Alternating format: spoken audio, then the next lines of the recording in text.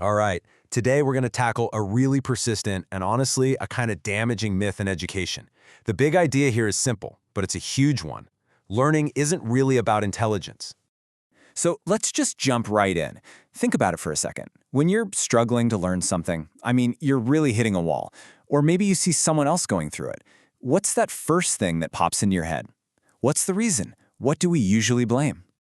Yeah, if you're like pretty much everyone, the answer is, well, it's instant. It's got to be intelligence, right? We figure success or failure just boils down to whether or not you're smart enough, or if you have that natural talent for it. But here's the kicker. What if that entire way of thinking, the one our whole education system is basically built on, what if it's just wrong, completely off the mark?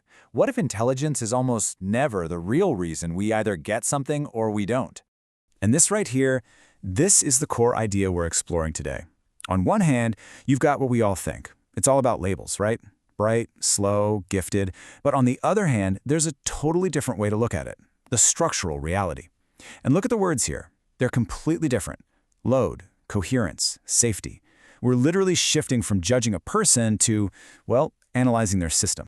Okay, so that brings us to our first big idea, digging into this intelligence myth and really asking why being smart just isn't always enough. And here's a puzzle that the whole intelligence idea just can't solve. Why do gifted students, the ones who are supposed to have it all figured out, suddenly just check out? Or why do bright students hit a sudden wall and start to fail? If being smart is the only thing that matters, that just shouldn't happen, right?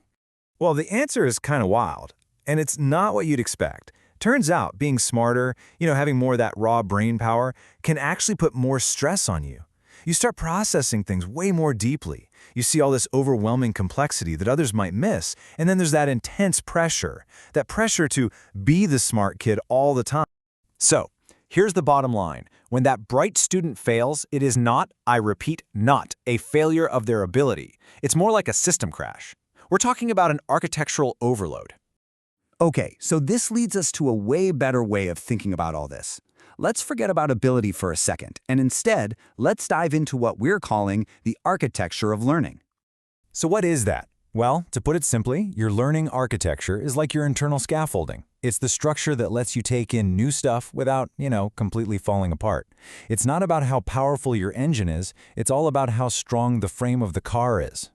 In this architecture, it's not just one single thing. It's a whole system, and it depends on a few key parts working together. You can almost think of them as questions your brain is constantly asking, like, how much pressure or load can I handle right now? Does this new information actually make sense with what I already believe? That's coherence. Does learning this feel safe for who I am? That's identity safety. And is this stuff even organized in a way I can understand? That's what we call topology. And out of all of those, probably the most important one to wrap your head around is load. And load isn't just, how hard the subject is. No, it's the total pressure. It's the stress of the test, the feeling that you have to perform, comparing yourself to others, the ticking clock. It's literally everything that puts stress on your system when you're trying to learn. So once you have this new model, you can start looking back at all those frustrating moments, all those times you failed in a totally new way. And you realize, wait a second, it's not you, it's your structure. Oh man, who hasn't been here? This is so relatable. You study for hours, right? You're at home, you know the material inside and out, but the second that exam paper hits your desk, poof, it's just gone. Your mind is a total blank. Okay, so using this new model, we can see what's really happening. The knowledge didn't just vanish. The intense pressure of the exam, that massive load, it literally destabilized your whole internal system. The pathways to get to that information just slammed shut. So it wasn't your memory that failed you. It was an access collapse. Or how about this one? We do this all the time. We draw these lines in the sand for ourselves. We say things like, oh, I'm just not a math person. Or, I'm terrible with languages. Or, I couldn't draw a straight line to save my life. But see, that's not actually a statement of fact about your abilities. It's really a defense mechanism.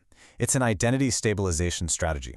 When a subject feels like a threat to your sense of self, like if I fail at this, I'm stupid, your brain's #1 job becomes protecting you.